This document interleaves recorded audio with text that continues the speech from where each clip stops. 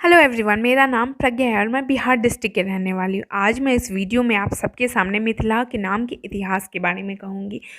यह एक शोध का विषय है जहाँ तक मैं जान पाई हूँ और शोध हो पाया है। मिथिला का नाम मिथि नाम के एक राजा थे जिनके नाम पे मिथिला का नाम रखा गया है।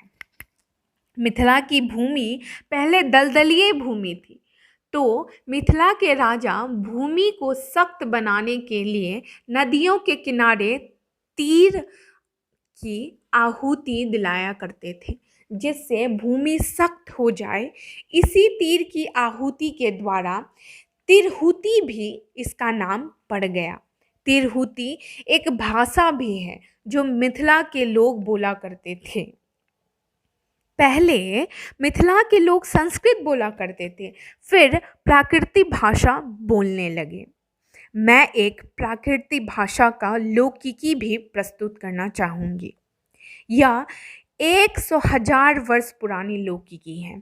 यह लौकिकी एक सौभाग्यवती पत्नी अपने पति को भोजन कराते समय कहती है कि ओगर भत्ता, रंभा पत्ता, गाय के घित्ता, दूध संजूता, मोई न मच्छा, नाली के गच्छा, विजय कंता, आखा पुनवंता।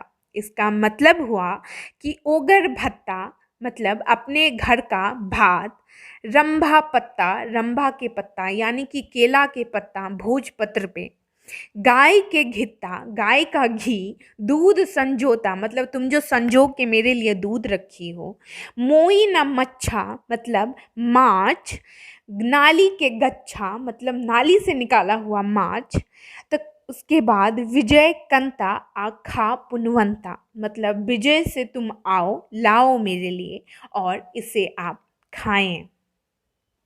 फिर एक और भाषा जिसे अबहट्ट भाषा कहते हैं। कहा जाता है कि मिथिला के 4 कोस पे पानी बदली जाती है और 5वें कोस पे वाणी, और इसी अबहट्ट भाषा के कारण कारक क्रम के बदलाव से बदलते बदलते बदलाव हुआ और एक नए भाषा की उत्पत्ति हुई जो मैथिली भाषा कहलाई। मैथिली भाषा संविधान के अष्टम सूची में शामिल है।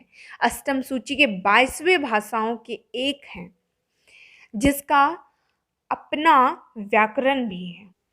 मिथिलांचल के कवि तो कई रहे पर महाकवि विद्यापति हुए मिथिला के, जिन्होंने मिथिला की संस्कृति को, इनकी विशेषताएं को लोगों के सामने अग्रसित किया। जिन अपने काव्य रचनाओं, ग्रंथ, नाटक इत्यादि के द्वारा समाज में जागरूकता फैलाई। वैसे तो मिथिला की कई विशेषताएं हैं, पर मिथिला की शान पान, मखान, माछ और पाग है। ये वस्तु मिथिला की संस्कृति को दर्शाती है और यह सबसे महत्वपूर्ण बातें हैं। इसी तरह से मिथिला की और भी कई सारी कहानियाँ हैं जिन्हें हम अगले वीडियो में कहेंगे। आप इस चैनल को सब्सक्राइब कर